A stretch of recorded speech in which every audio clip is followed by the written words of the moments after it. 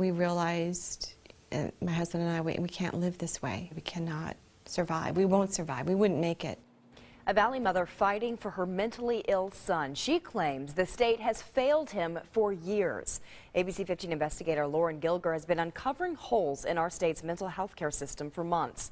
Tonight, she exposes the lack of long-term care for the seriously mentally ill and what one congressman is trying to do about it.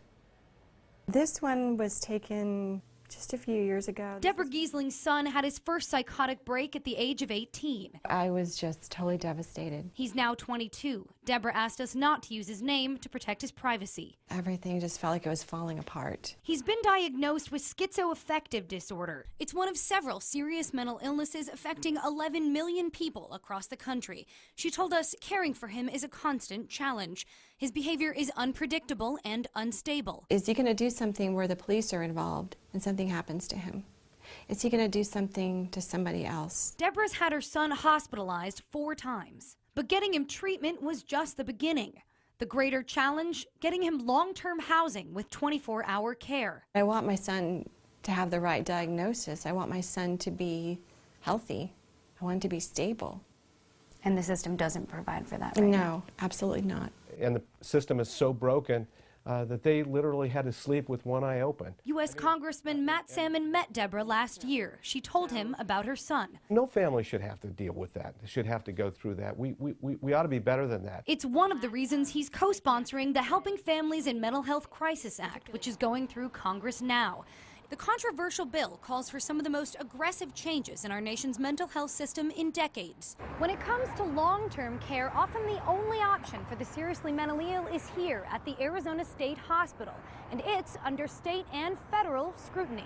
Many end up homeless, living on the streets or in shelters like this one. Off medications and homeless, some will commit crimes and end up in jail. The system makes the parents and families feel like it's their fault, and that homeless shelters and jails are actually appropriate and good options. We serve those families. Chick Arnold is a lawyer and mental health advocate who just settled a 30-year-old lawsuit against the state on behalf of Arizona's seriously mentally ill population.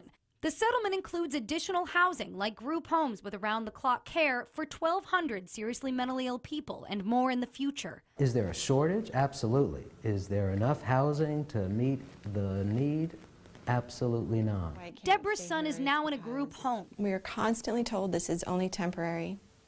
And every 60 days, we pretty much have to justify why we think he still needs to be there. There's pressure to move him to a less restrictive, subsidized apartment. What do you think would happen if he was in one of those apartments? He would go off his meds immediately.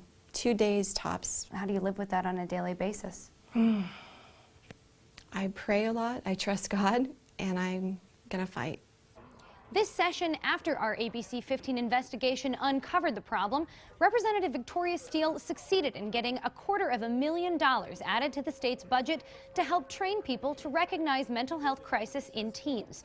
I'm investigator Lauren Gilger, ABC 15 News. And the ABC 15 investigators have been uncovering issues with our state's mental health system for several months, and you can see more stories on this topic on our website, abc15.com/investigators.